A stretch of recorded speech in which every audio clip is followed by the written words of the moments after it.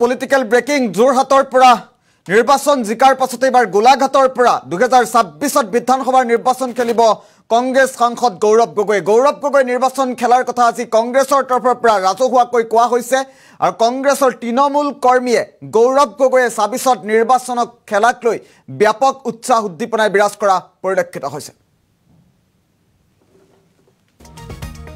এটা political breaking ৰাজ্যৰ ৰাজনীতিলৈ ঘূৰি আহিব গৌৰৱ গগৈ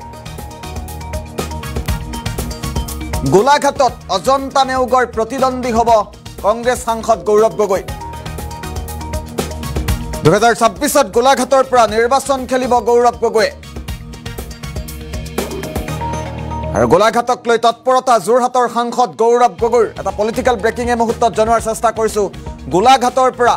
2026ত নিৰ্বাচন খেলিব গৌৰৱ গগৈ অজন্তা নেওগৰ প্ৰতিদ্বন্দ্বী হ'ব কংগ্ৰেছী গৌৰৱ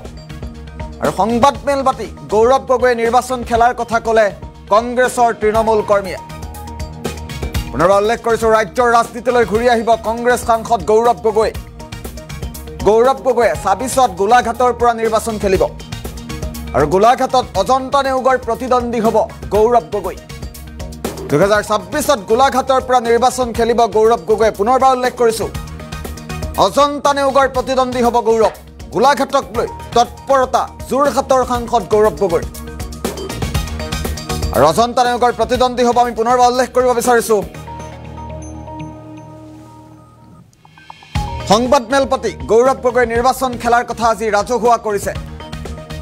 আৰু গোলাঘাটৰ প্ৰায়বোৰ অনুষ্ঠানতে এতিয়া গৌৰৱ গগৈক দেখিবলৈ পোৱা গৈছে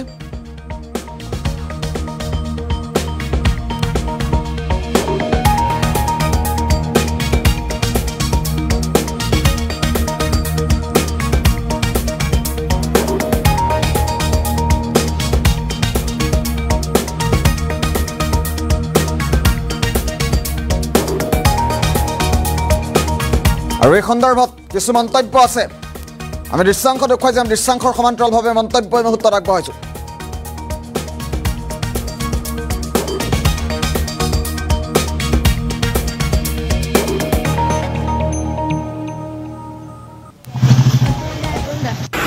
যিটো তৎপৰতা গোলাঘাট সমষ্টিক লৈ মিলি তেওঁ কিবা এটা চিন্তা কৰিছে হেতু কাৰণে আমি যেতিয়া প্ৰতিটো সময়তে গ্ৰুপবিলাকত আমি মিটিং কৰিলে তেওঁক আমি প্ৰেৰণ কৰিবলৈ তেওঁ কয় ফটোবিলাক প্ৰেৰণ কৰিবলৈ দিয়ে তো যিমানখিনি আমাৰ কাম কাজ তাৰ ওপৰত তেওঁ নজৰ দি আছে আৰু তেওঁ যদি মনত একো ভাবি থকা নাই তেনেকৈ হ'লেতো তেওঁ ইমান গুৰুত্ব নিদিলে হয় নিশ্চয়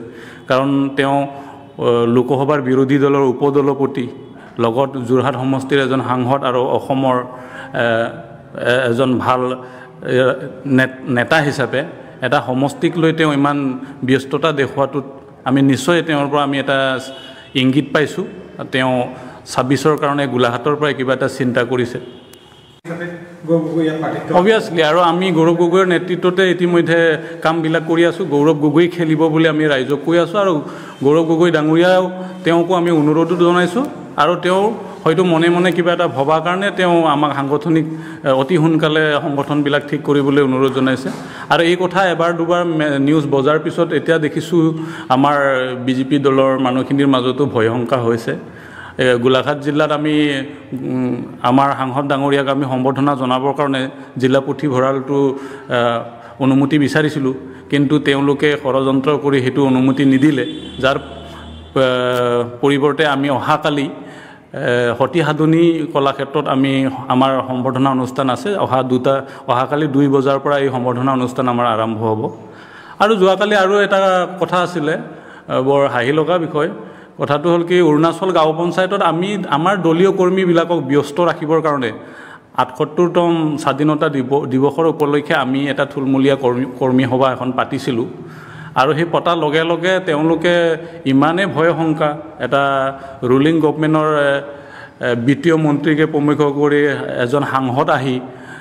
অৰুণাচল গাঁও পঞ্চায়তৰ আমাৰ সভা হৈ থকা দেখি ইফালৰ পৰা সিফালে ঘূৰি ফুৰিছে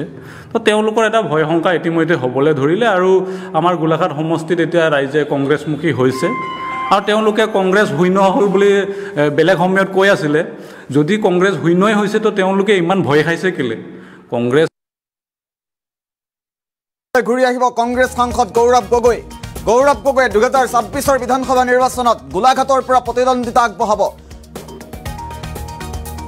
বিজেপিৰ মন্ত্ৰী অজন্তা নেওগৰ প্ৰতিদ্বন্দ্বী হ'ব কংগ্ৰেছ সাংসদ গৌৰৱ গগৈ আৰু ৰাজ্যৰ ৰাজনীতিলৈ গৌৰৱ গগৈ ঘূৰি অহাৰ ইংগিত দিছে কংগ্ৰেছীয়ে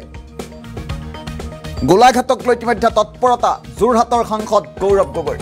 2026 গোলাঘাটৰ পৰাই নিৰ্বাচন খেলাৰ ইংগিত দিছে গৌৰৱ গগৈ